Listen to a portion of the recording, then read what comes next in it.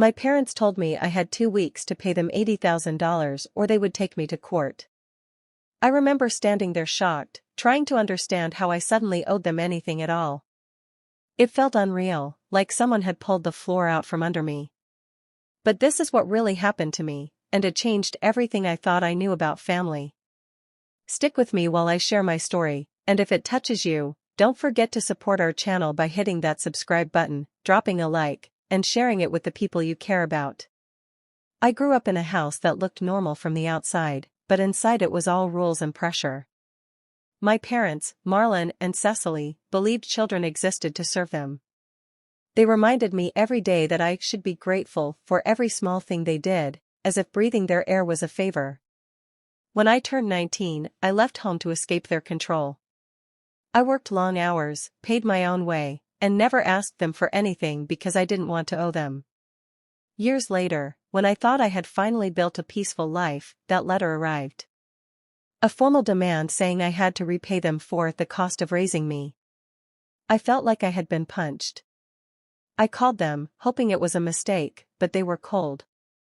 They said it was my duty. They said I had benefited from their sacrifices, so now it was time to return the favor. I realized then that they didn't see me as a daughter. They saw me as a wallet. And they were ready to destroy our relationship to get what they wanted. That was the moment everything began to unravel. My parents told me I had 2 weeks to pay them $80,000 or they would take me to court. I remember standing there shocked, trying to understand how I suddenly owed them anything at all. It felt unreal, like someone had pulled the floor out from under me. But this is what really happened to me, and it changed everything I thought I knew about family. Stick with me while I share my story, and if it touches you, don't forget to support our channel by hitting that subscribe button, dropping a like, and sharing it with the people you care about. I grew up in a house that looked normal from the outside, but inside it was all rules and pressure. My parents, Marlon and Cecily, believed children existed to serve them. They reminded me every day that I should be grateful for every small thing they did, as if breathing their air was a favor. When I turned 19, I left home to escape their control. I worked long hours, paid my own way, and never asked them for anything because I didn't want to owe them. Years later, when I thought I had finally built a peaceful life, that letter arrived. A formal demand saying I had to repay them for the cost of raising me. I felt like I had been punched. I called them, hoping it was a mistake, but they were cold. They said it was my duty. They said I had benefited from their sacrifices, so now it was time to return the favor. I realized then that they didn't see me as a daughter. They saw me as a wallet. And they were ready to destroy our relationship to get what they wanted. That was the moment everything began to unravel. By the time I turned 19, I couldn't take another day under their roof. The tension in that house felt like a weight pressing on my chest. Every conversation turned into criticism, and every choice I made was questioned. I realized staying any longer would crush whatever strength I had left. So I packed a small bag, waited until the house was quiet, and walked out without looking back. The first few weeks alone were rough. I found a tiny room to rent, barely big enough for a bed and a small table. But it was mine. No one stood over me, no one demanded explanations, and no one reminded me of what I supposedly owed. That freedom felt strange at first, like stepping into sunlight after years in a dark room. I took 2 jobs, one early in the morning, one late at night. I cleaned offices before sunrise and stocked shelves after sunset. My days blended into each other, but earning my own money gave me a sense of control I had never known.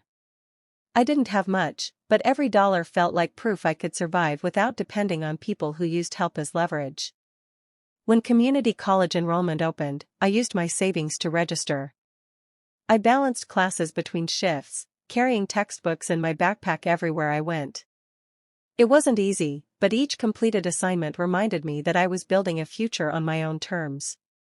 I never contacted my parents for assistance. Even when rent was tight or I skipped meals to afford a textbook, I refused to ask them for anything. I didn't want to give them a reason to claim credit for my progress or a chance to pull me back into their grip. I wanted a life that belonged entirely to me. Years passed, and my life slowly settled into something steady. I had a routine, a small apartment, and work that kept me going. I wasn't rich, but I managed. I thought the distance between me and my parents would stay quiet. I believed they had finally let me go. I was wrong. One afternoon, I came home and noticed a slip on my door saying I needed to pick up a certified letter.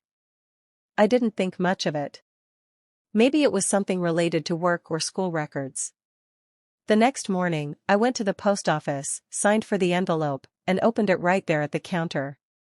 My stomach dropped the moment I saw the names printed at the top, Marlon and Cecily. For a second, I thought it might be some kind of update or a simple message, even though they never reached out. But what I read felt like a punch I never saw coming. The letter stated that I had to repay all expenses invested in my upbringing. They listed numbers like it was some kind of business invoice. Food, clothes, utilities, school supplies, medical visits, every basic thing a child needs was written down as if I had agreed to return it one day. At the bottom, the total stared back at me, $80,000. And then came the final blow. I had 14 days to make the payment. If I didn't, they would move forward with legal action. I stood there frozen, the paper shaking in my hands. My first thought wasn't anger, it was disbelief. I couldn't understand how two people who were supposed to care for me could turn something as simple as raising their child into a debt they expected me to pay. In that moment, I realized peace had never been part of their plan. They had just been waiting for the right time to strike. I couldn't stop thinking about that letter. The more I read it, the heavier it felt. I knew I had to face them, even though every part of me wanted to stay far away. I drove to their house, the same place I had walked out of years ago, and knocked on the door. When they opened it, neither looked surprised to see me, almost like they had been waiting. I held the letter up and asked why they sent it. Marlon didn't hesitate. He leaned back in his chair and told me they had sacrificed their whole lives for me, and it was only fair that I give something back. His tone made it sound like he was talking about a business deal, not his own daughter. He spoke slowly, as if I should already understand his logic, as if the number they wrote down was reasonable. Cecily stood beside him with her arms crossed. She didn't blink. She said, "Children repay their parents. That's how our family works." Her voice was flat, like she was reciting a rule she believed in without question. There was no warmth, no pause, not even a hint of doubt. To her, this wasn't shocking. It was expected. I looked at both of them, trying to find any trace of compassion, but there was nothing. They didn't ask how I was doing. They didn't ask if I was managing life on my own. All they cared about was that number and the deadline they set like a trap. That was the moment everything clicked. This wasn't about finances. They didn't suddenly need help. They wanted control. They wanted to remind me that I had stepped away from their authority, and this was their way of pulling me back. It wasn't a request, it was punishment dressed as a demand. After leaving their house, I couldn't shake the feeling that something was missing from what they told me. Their words felt rehearsed, almost too calm for such a strange demand. A few days later, I heard something from an old neighbor that put the pieces together in a way that made my stomach twist. She mentioned, almost casually, that Marlon and Cecily had been dealing with trouble from a business they started a while back. I didn't know they had taken such a risk, and I definitely didn't know it had gone wrong. According to her, they poured huge amounts of money into it, expecting quick success. Instead, the whole thing collapsed. They lost a lot, more than they ever expected. Hearing that left me frozen for a moment. Suddenly their sudden debt made sense. They weren't trying to settle some old obligation. They were trying to cover a disaster they didn't want anyone to know about. They weren't turning to each other, or facing the consequences like adults. They were turning to me. The more I thought about it, the clearer it became. They didn't reach out because they cared or needed emotional support. They reached out because I was the easiest target. I had worked hard, kept my distance, built something on my own, and to them, that meant I had something they could grab. I felt a sting deeper than anything I had experienced growing up. It wasn't just that they demanded money. It was that they saw me as a resource, not a person. They didn't care what that amount would do to my life. They didn't even consider how it would affect me.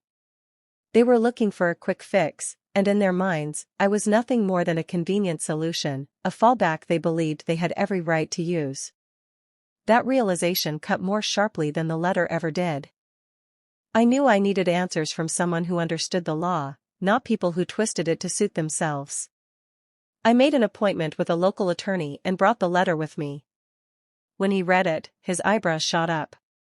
Then he let out a short laugh, the kind that slips out when something is too ridiculous to make sense. He pushed the papers back toward me and said there was absolutely nothing in any law that allowed parents to demand repayment for ordinary care. He explained it plainly, as if clearing away fog. Food, shelter, clothes, those were basic responsibilities, not loans. No court would take a claim like that seriously. Hearing that should have calmed me, but it didn't.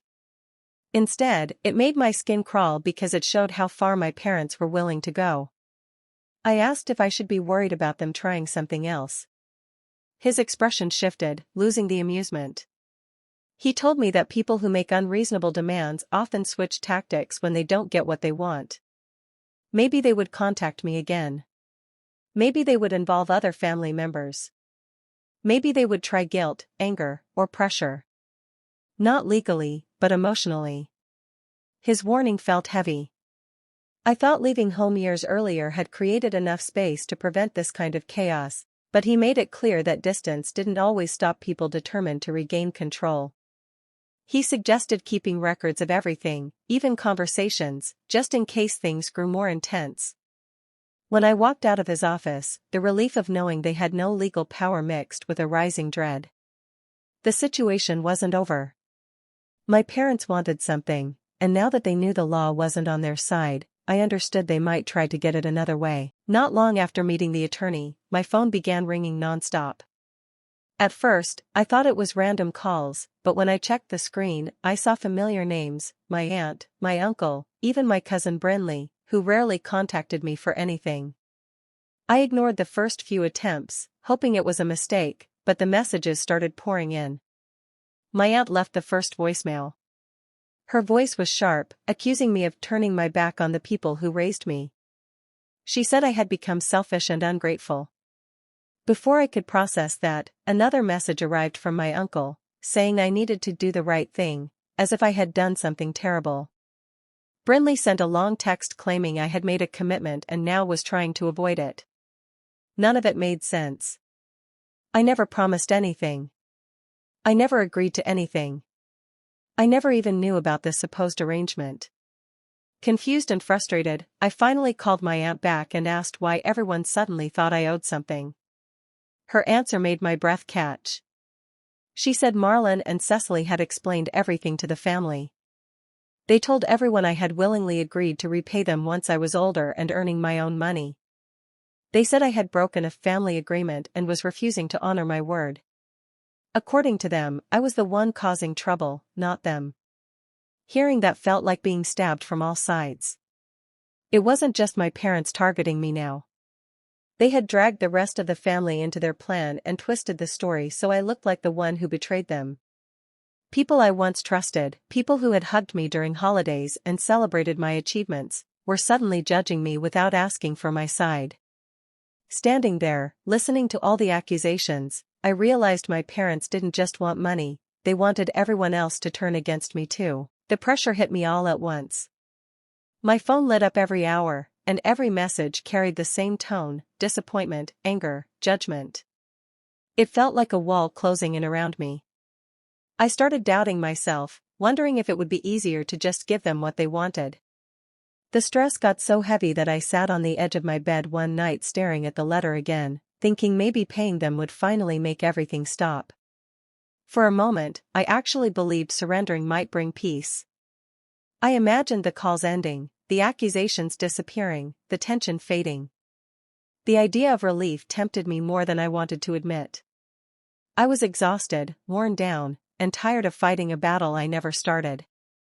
But as I sat there, memories began surfacing, quiet ones, sharp ones, the kind that stick in your mind long after you wish they would vanish. I remembered every time they spoke to me like I was a burden.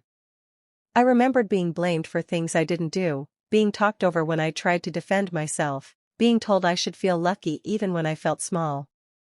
I remembered walking on eggshells in my own home, afraid to say the wrong thing because it would lead to another lecture or another cold look. Each memory reminded me of the pattern I had lived through for so long. They used guilt when they wanted power. They used silence when they wanted control. They acted like their choices were my responsibility. And now they were trying to do it again, just on a larger scale.